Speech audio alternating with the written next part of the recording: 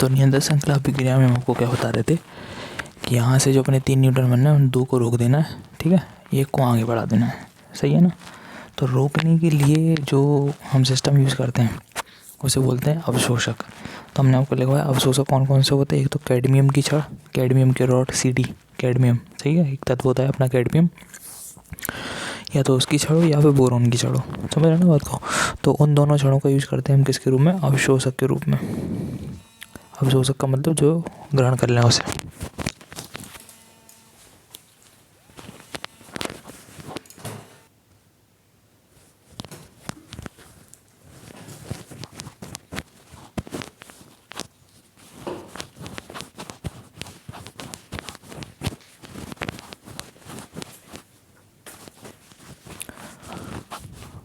ठीक है, तो उसके लिए अपन किसका यूज़ करते हैं, अवशोषकों का।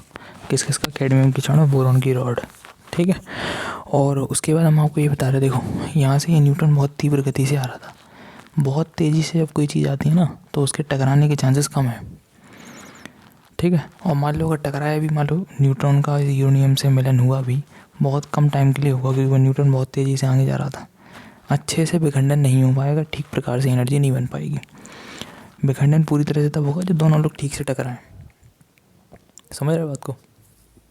तो हम चाहते हैं ये जो न्यूट्रॉन है उसकी स्पीड थोड़ी सी हम कम कर, ताकि स्पीड तेज़ रहेगी लेकिन इतनी तेज़ नहीं रखनी है कि उन दोनों का आपस में मिलन ही ना हो पाए, समझे। बहुत कम समय के लिए मिले और वो न्यूट्रॉन आगे चला जाए और जो अधूरे रह जाए टूटे हुए। तोड़ना है पूरी तरह से, समझ आ रही बात। वही चीज़ हम कह रहे हैं। तो न्यूटन जो इधर आगे जा रहा है इससे टकराएगा, ठीक है। वो पहले कम स्पीड कर देना ताकि दोनों का अच्छे से मिलन हो पाए, ठीक है। 3 लोग निकलेंगे, इन 2 लोगों को हम रोक देंगे काय की सहायता से, अवशोषकों की सहायता से, बोरोन या फिर कैडमियम की छड़ें। अच्छा, इसकी स्पीड कम करनी है, उनके लिए यूज़ करते हैं अपन मंदक का। गाड़ी के जो ब्रेक होते हैं वो मंदक की तरह काम करते हैं। एक होता त्वरण जो आपकी स्पीड को बढ़ाता है, एक होता मंदन जो आपकी स्पीड को घटाता है। हमें त्वरित नहीं करना है, यहाँ पे एक्सेलरेशन नहीं करना है, हमें रिटार्ड करना है। रिटार्ड करने का मतलब थोड़ी सी स्पीड कम कर देनी है, ताकि जब स्पीड कम हो जाए तो इनका और इनका ठीक प्रकार से मिलन हो पाए।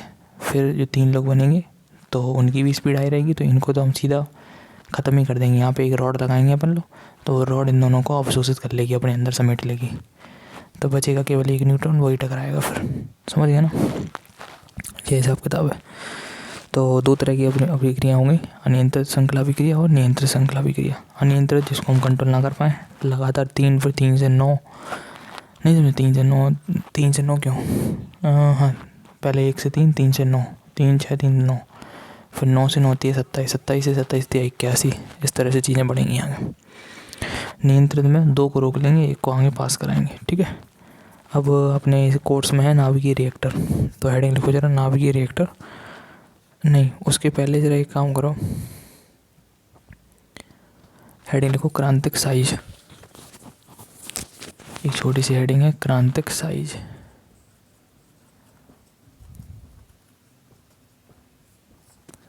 हेडिंग लिखो क्रांतिक साइज, क्रिटिकल साइज, क्रांतिक साइज।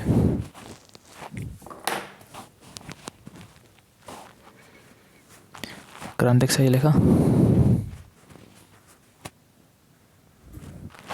लिखो विखंडनीय पदार्थ का, विखंडनीय पदार्थ का क्रांतिक साइज वह न्यूनतम, विखंडनीय पदार्थ का क्रांतिक साइज वह न्यूनतम साइज है, वह न्यूनतम साइज है, वह न्यूनतम साइज है जो पदार्थ में श्रृंखला अभिक्रिया बनाए रखने के लिए, जो पदार्थ में श्रृंखला अभिक्रिया बनाए रखने के लिए, श्रृंखला अभिक्रिया बनाए रखने के लिए आवश्यक है, जो पदार्थ में श्रृंखला अभिक्रिया बनाए रखने के लिए आवश्यक है, आवश्यक है।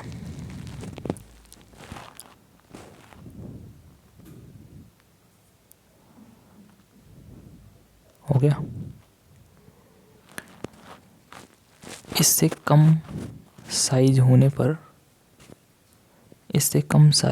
पर विखंडन नहीं होगा।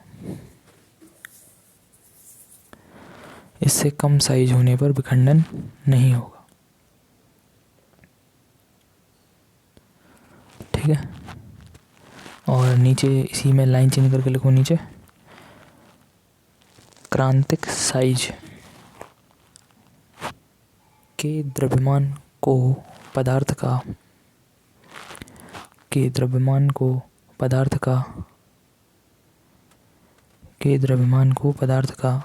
क्रांतिक द्रव्यमान कहते हैं।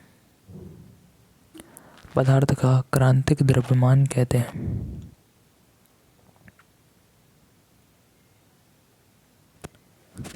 क्रांतिक द्रव्यमान कहते हैं। क्रांतिक द्रव्यमान कहते हैं।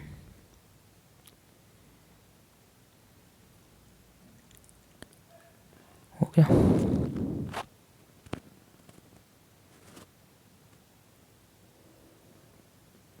हो गया भाई। तो देखो ऐसा है, मान लो अपन बाजार में गए, यूरेनियम खरीद के लाए। ऐसा नहीं होगा कि वो यूरेनियम का साइज मतलब इतना छोटा सा है, ठीक है, तो लेके आए अपन ने, उस पर न्यूटन फेंक के मारा और रिएक्शन चालू नहीं हो रही। इसका मतलब समझ जाओ उसका जो साइज है, छोटा या बड़ा, समझ गए ना, कितना साइज है उसका, वो क्रांतिक साइज से कम है। इसलिए तुम उसमें चाहे इतने न्यूट्रॉन फेंक के मारते रहो, रिएक्शन चालू नहीं होगी। अगर आपको रिएक्शन चालू करना है, बम फोड़ने मोहल्ले में, नहीं देश में कहीं पे भी, समझ ना बात को, तो उसके लिए जो यूरेनियम तुम खरीद के ला रहे हो उसका साइज क्रांतिक साइज से बड़ा होना चाहिए, क्रिटिकल साइज से बड़ा होना चाहिए। समझ गए ना। क्रांतिक साइज वो छोटे से छोटा साइज है जिसके होने पर रिएक्शन चालू होगी, और अगर उससे छोटा हो गया तो रिएक्शन चालू नहीं होगी। उससे बड़ा चाहे इतना हो, नहीं समझे। खरीद लिया तुम 1000-1500 किलो, चलेगा, बढ़िया है। लेकिन अगर एक साइज से छोटा साइज हो गया फिर रिएक्शन बंद हो जाएगी और तुमको चाह कर भी उस रिएक्शन को चालू नहीं कर पाओगे। उसे अपन कहते हैं क्रांतिक साइज। इसलिए हमने लिखवाया क्रांतिक साइज विखंडनीय पदार्थ का वह न्यूनतम साइज है, छोटे से छोटा, ठीक है, जो श्रृंखला अभिक्रिया बनाए रखने के लिए आवश्यक है। समझ गए ना। जब तक आपका साइज क्रांतिक के ऊपर है तब तक रिएक्शन चालू रहेगी, और अगर उससे कम हो जाएगा रिएक्शन आपकी बंद हो जाएगी। समझ गए ना बात को। क्रिटिकल साइज, ठीक है। और उसी का जो द्रव्यमान है, उसी का जो मास है, उसे हम कहते हैं क्या, क्रांतिक द्रव्यमान, यानी कि क्रिटिकल मास। उस मास से कम नहीं होना चाहिए, 100 ग्राम 150 ग्राम जो भी है, उस मास से कम नहीं होना चाहिए। समझ गए, तभी रिएक्शन चालू होगी। तो ये छोटी छोटी चीज़ें थी बताने लायक, ठीक है। ये अभी बताएंगे आपको। परमाणु बम में ये होता है। परमाणु बम में पहले क्या करते, दोनों यूरेनियम का साइज क्रिटिकल साइज से कम रखते, और ऊपर की एक चाबी होती है उसकी, उस चाबी को खोल दोगे, चाबी की खोलते ही वो दोनों साइज आपस में मिल जाएंगे। समझे। पहले दोनों साइज, ये दो साइज होते हैं, दो टुकड़े होते हैं, दोनों के साइज क्रांतिक साइज से छोटे होते हैं, ठीक है। ऊपर का बटन तुम दबाओगे तो दोनों आपस में मिल जाएंगे। दोनों टुकड़ों के मिलते ही वो द्रव्यमान ज़्यादा हो जाएगा, साइज बढ़ जाएगा, है ना। न्यूट्रॉन अंदर रहते ही हैं पहले से, रिएक्शन चालू हो जाएगी, तुरंत बम फटना चालू। समझ रहे बात को। ये सिस्टम होता है, छोटा मोटा नहीं होता, बम होता बहुत बड़ा, ठीक है। तो लिखो जरा, अब हेडिंग लिख लो, नाभिकीय रिएक्टर अथवा परमाणु भट्टी। ये भी एक तरह से समझ के चलो कि ये परमाणु भट्टी जो है, चाहे पढ़ना देख लो इसका, चाहे रिवीजन देख लो, क्योंकि अभी जो चैप्टर हो रहा है उनका रिवीजन नहीं करवाने वाले हम, हमें करवाने केवल स्टार्टिंग रिवीजन। समझ गए ना। टाइम मिला तो इनका करवाएंगे, नहीं तो नहीं मिलाएंगे। इनको बहुत अच्छे से पढ़ लेना। नाभिकीय रिएक्टर इंपॉर्टेंट है, लिखने के लिए बहुत ज़्यादा आता है। समझ रहे बात को। तो लिखो नाभिकीय रिएक्टर अथवा परमाणु भट्टी। नाभिकीय रिएक्टर अथवा परमाणु भट्टी।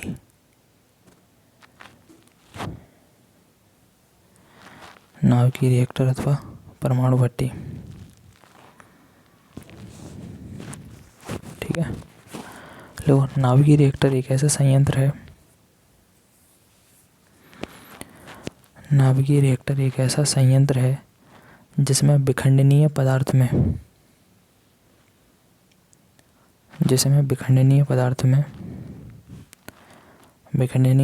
में नियंत्रित श्रृंखला अभिक्रिया चलाई जाती है। नियंत्रित, कंट्रोल्ड, नियंत्रित श्रृंखला अभिक्रिया चलाई जाती है और नियत दर पर ऊर्जा प्राप्त की जाती है। और नियत दर पर ऊर्जा प्राप्त की जाती है। नियत दर पर ऊर्जा प्राप्त की जाती है और इस ऊर्जा का अनेक कार्यों में उपयोग किया जाता है। और इस ऊर्जा का अनेक कार्यों में उपयोग किया जाता है। इस ऊर्जा का अनेक कार्यों में उपयोग किया जाता है।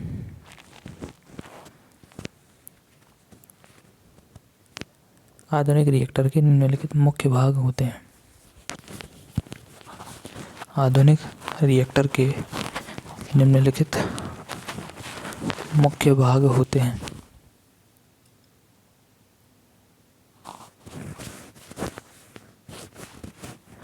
निम्नलिखित मुख्य भाग होते हैं।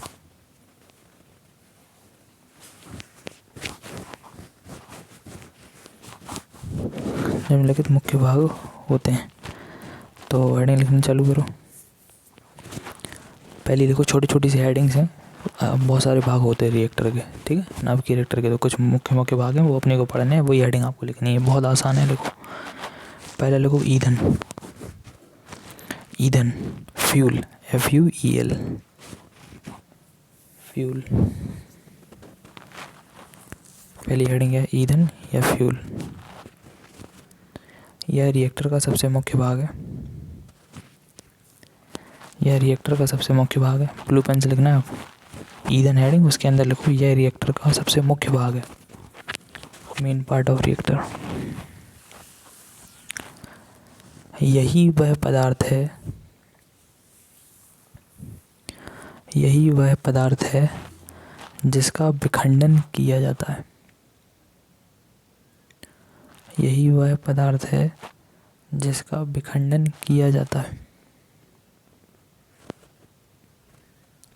जिसका विखंडन किया जाता है।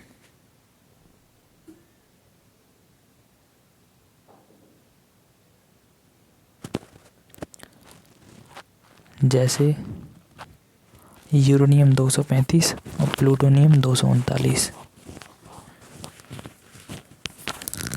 जैसे यूरेनियम 235 या प्लूटोनियम 239, यानी कॉमा लगा लो 239, ठीक है।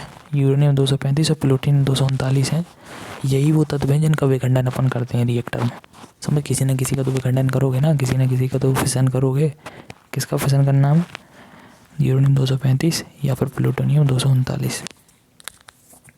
जैसे यहाँ अपन कोयला जला कर करते हैं ना अपने भारत में, उसी तरह से और जो कंट्रीज़ हैं और जो देश हैं उन सब में यूरेनियम या प्लूटोनियम से बनाते हैं। अपने यहाँ भी हैं एक दो जगह, ठीक है।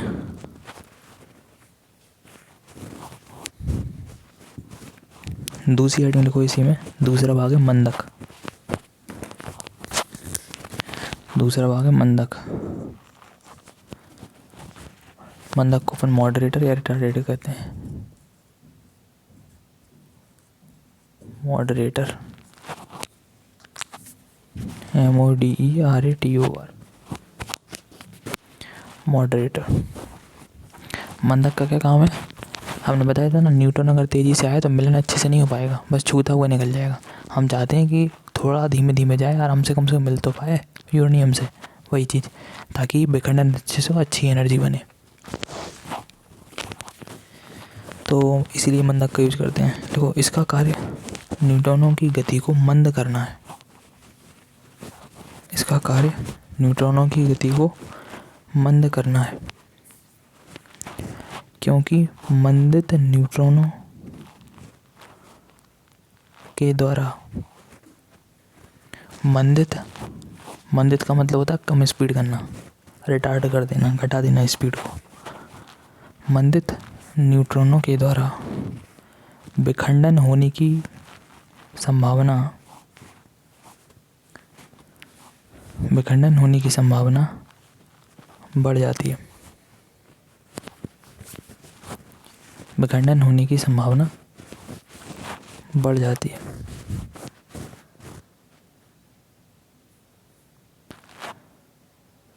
लिख लिया? विखंडन होने की संभावना बढ़ जाती है।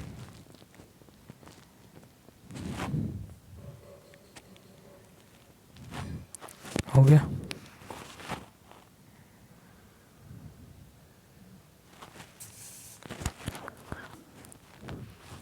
चलो और भी हेडिंग्स हैं इसके, आगे बढ़ते हैं, थोड़ा सा रिवीजन में पढ़ ले रहे हो, ठीक है। तो रिवीजन में लास्ट टाइम पे हम आपको क्या बता रहे थे, वैद्युत ध्रुव को घुमाने पर लगने वाले बलागुण, है ना, वही बता रहे थे।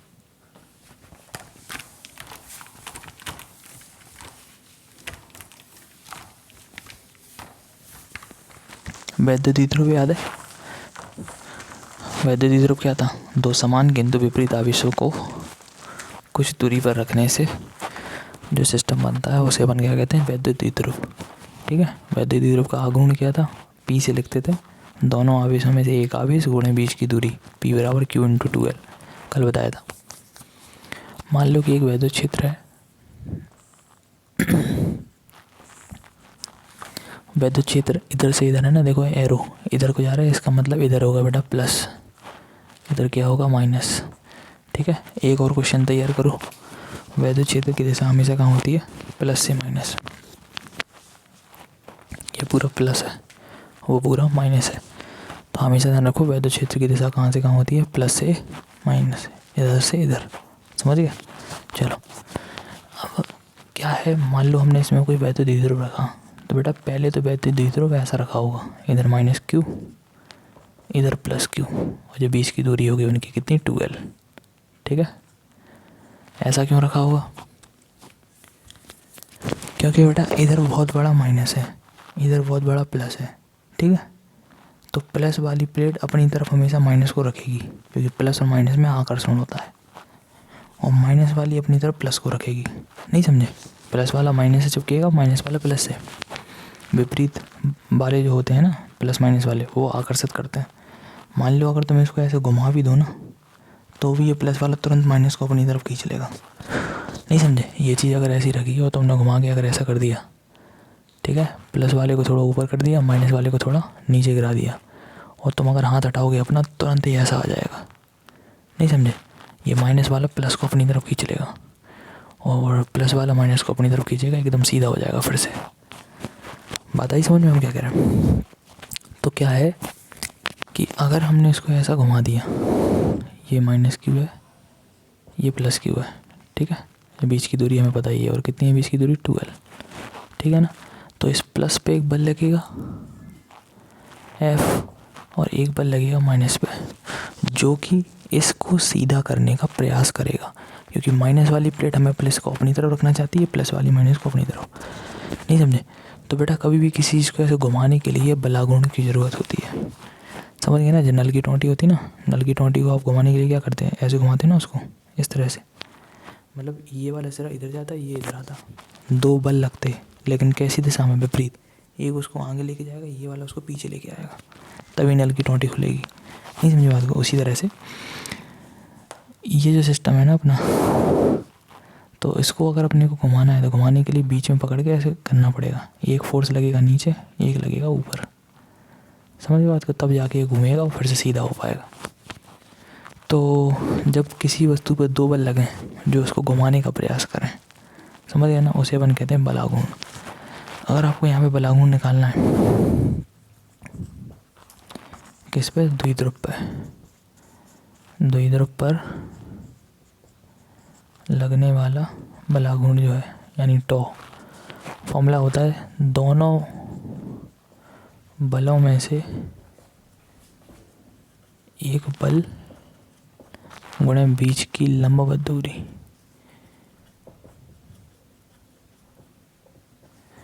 ठीक है, दोनों बलों में से एक बल गुणे बीच की लंबवत दूरी। तो सुनो, अब एफ का फॉर्मूला आना चाहिए। कल हमने आपको ई बराबर एफ अपॉन क्यू बताया था, देखो पीछे वैद्युत क्षेत्र की तीव्रता में, तो एफ का मान क्या होगा, क्यू का कैंची गुणा कर दो क्यू ही, इम्पोर्टेंट फॉर्मूला याद रखो इसे, हमेशा ध्यान रखो। विद्युत वाले केस में, ये विद्युत क्षेत्र में हमेशा ध्यान रखो, लगने वाले बल का मान एफ बराबर क्यू ई, यहाँ पे ई क्या है, वैद्युत क्षेत्र की तीव्रता, क्यू क्या है, आवेश जिस पे बल लग रहा, इस पे बल लगेगा एफ बराबर क्यू ई। और ध्यान रखो, सदिश राशि में कभी चिन्ह नहीं लगाते प्लस माइनस का, बल एक सदिश राशि है, इसलिए ना तो उसमें प्लस लगाना ना माइनस, बस ये देखो क्यू चार्ज है तो एफ बराबर क्यू ई, उतना ही यहाँ लगेगा उतना ही यहाँ लगेगा, एफ बराबर में क्यू ई। यहाँ पे आपको माइनस प्लस लगाने की ज़रूरत नहीं है, ठीक है, क्योंकि बल एक सदिश राशि, उसमें चिन्ह नहीं लगाना। दोनों बलों में से एक बल, देखो एक बल जो है उसको इधर ला रहा, एक बल उसको इधर खींच रहा, समझ रहे ना बात को। दोनों बलों में से कोई भी एक लिख दो, क्यू ई गुणे बीच की लंबवत दूरी। आप लंबवत दूरी सुनो, ये 12 है ना, यहाँ से एक लंब गिराओ, ये इसको मिला दिया, यहाँ पे जो एंगल बन रहा वो है थीटा, इसमें और इसमें, ठीक है। कितना एंगल है थीटा, तो 12 का इधर पे घटा आएगा 12 कॉस, ये वाला, समझ रहे। 12 का नीचे की तरफ घटा कौन सा आएगा 12 कॉस, और इस तरफ कौन सा जाएगा 12 साइन, यहाँ से यहाँ तक 12 साइन थीटा। हमने आपको समझाया था जिन दो लाइन के बीच में थीटा बने, इनके और इनके बीच में एंगल बनना थीटा, तो वहाँ पे आएगा कॉस वाला, तो 12 का इधर आएगा कॉस वाला, और अगर इधर कॉस है तो उस तरफ कौन सा जाएगा साइन वाला, ये 12 साइन है। और बेटा आमने सामने की वजह कैसी होती, बराबर। अगर ये 12 साइन है तो सामने वाला भी क्या होगा 12 साइन थीटा, यहाँ से यहाँ तक ये भी क्या होगा 12 साइन थीटा, सही है। तो यहाँ लिखो 12 साइन थीटा, ये इंटू का चिन्ह है।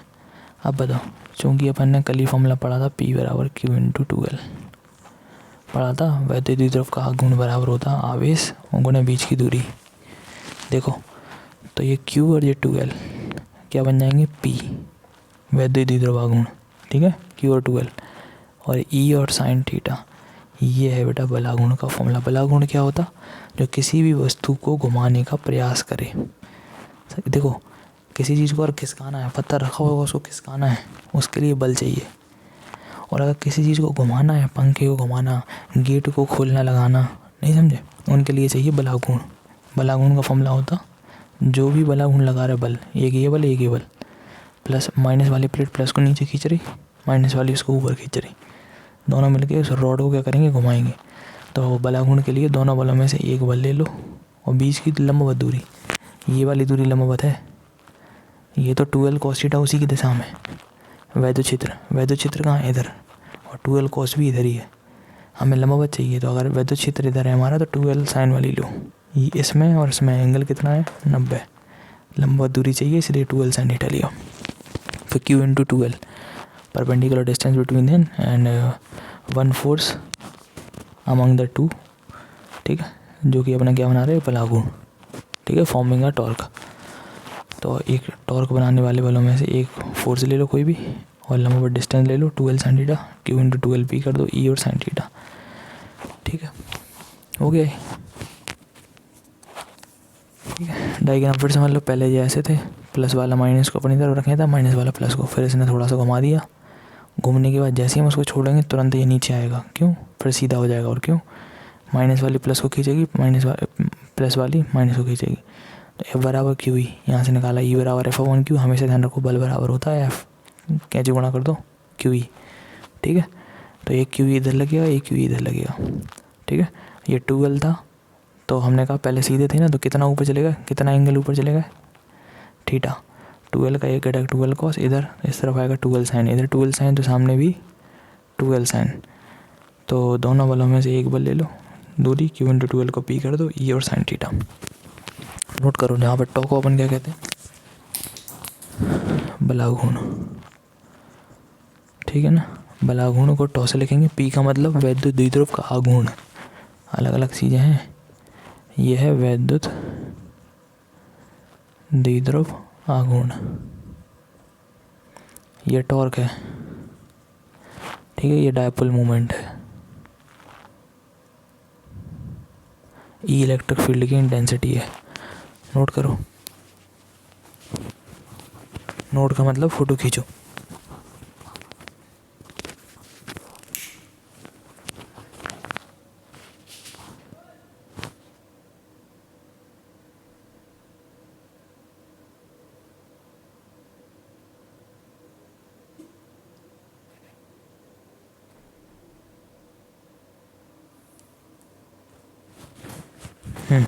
नेक्स्ट है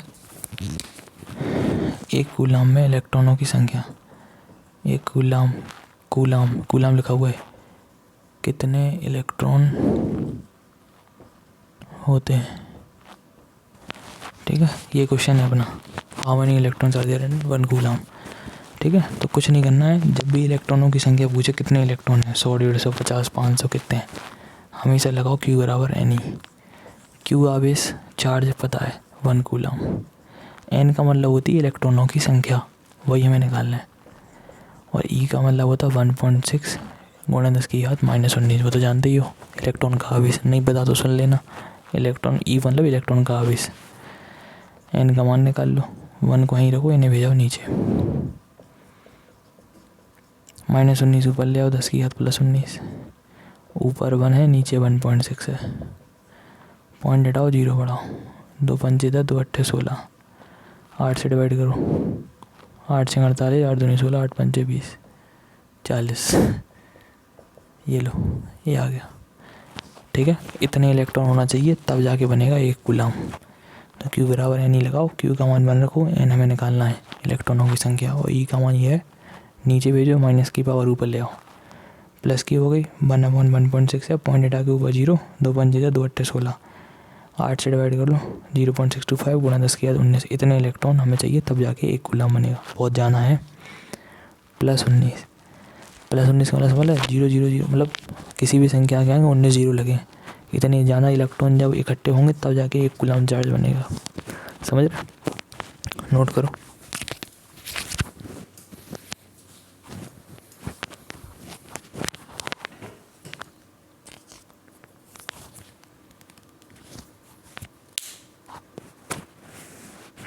चलो मिलते हैं बाद में।